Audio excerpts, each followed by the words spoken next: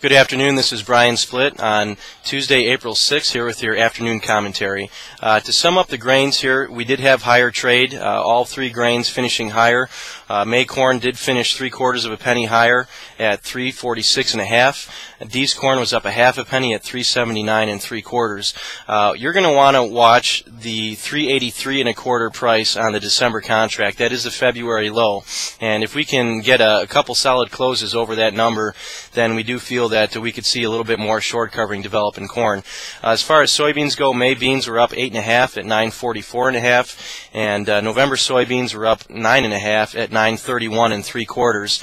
Some numbers you're going to want to watch there on the May contract. The close below 9.30 is going to be bearish.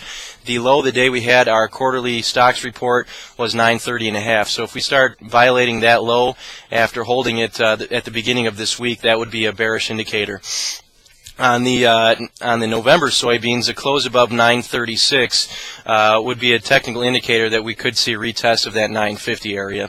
On the wheat, we did finish higher. Wheat was really the main grain here today, finishing 10 higher in both the May and July contract. The settlement on May was 463 1/2. The settlement on July being 477 1/4. And basis the July contract, we do need to get a close above 491 in order to really get this chart to turn around. That is a February low in the July wheat. Today's high was actually at the old contract lows from the lows that we had put in on October 2nd. So really today, even though we were sharply higher, it was simply a test of major resistance. Moving on to some of these outside markets, the U.S. dollar up about 30 right now. We made a move above our short-term downtrend here today, so technically that does look friendly. If we can maintain some closes above 81.50, we do feel a retest of the 82.50 number is possible. And again, keep in mind that the U.S. dollar is maintaining an uptrend. The crude oil market finished 22 cents higher today, which, with the dollar being up the majority of the session, is impressive for it to finish higher, especially considering the prices that we're trading at. Settlement today was $86.84 a barrel, and again we made another new high for the move today above $87 to $87.09. If you look at the continuous chart, it does look like there is a pretty free path up to the $90 per barrel price. Taking out any fundamental news that we get this week regarding our inventory reports. Now, with that in mind, we are going to receive our weekly inventory data, and the market is anticipating a 10th straight week of builds for crude oil. Now, in 10 weeks, or the past 9 weeks, we've actually had 4 weeks of higher trade and 5 weeks of lower trade. The difference between those weeks of higher and lower trade is the average loss on the weeks that we were lower was 87 cents. The average gain on the 4 weeks that we were higher was $3.82. So the weeks that we are making higher trade, we are making bigger bounds than the weeks that we are losing value. And if we are down the average of 87 cents this week, that would take us right down to $84 a barrel, which is the breakout point on the continuous chart and major support. The natural gas, we do feel is a decent buy here at this price area. Last week we had a reversal day to the upside where June natural gas went down, made a new contract low, rejected those lows, and went up to close above the previous 4 days highs. So that type of reversal does pose a potential buy signal. We do feel that you can be a buyer in that market at current levels and risk to new contract lows.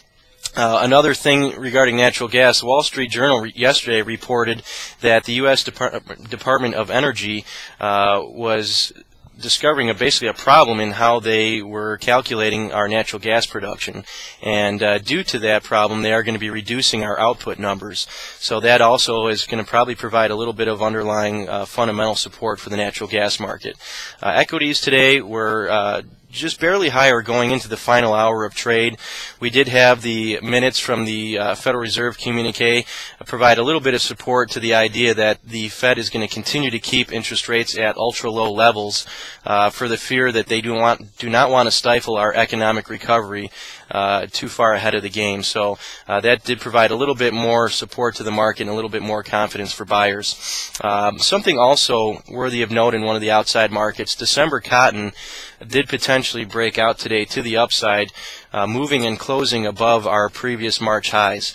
So this December contract was maintaining resistance at 75.74.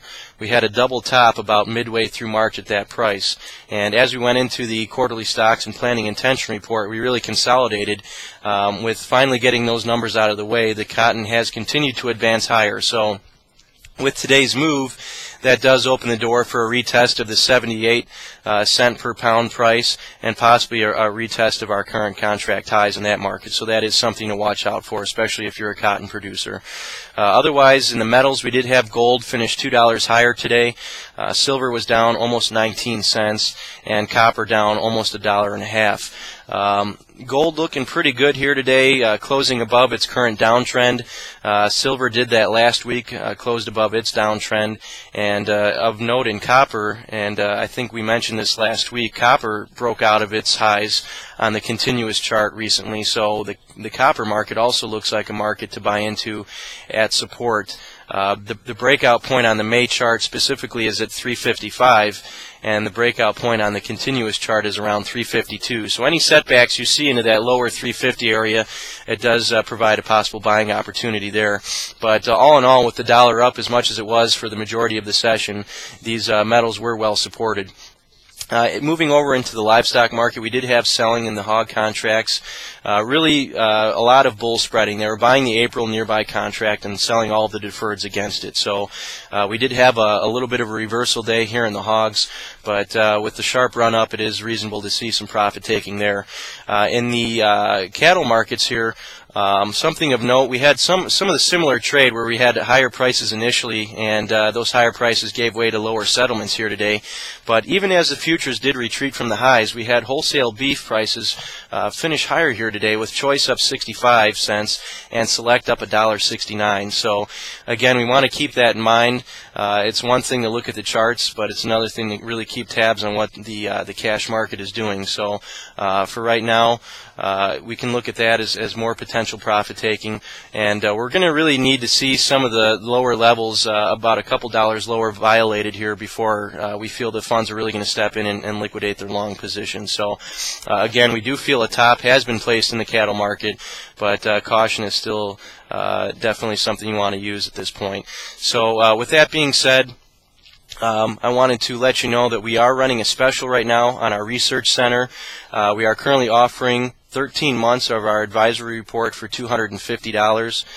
Typically, you're going to pay $300 for a year. So this is a $50 a year savings, plus you're going to get an extra month out of that. So if that is something you're interested in, look us up online at www.allendale-inc.com. Or you can contact one of the staff members or brokers here at the office at 1-800-2-MARKET.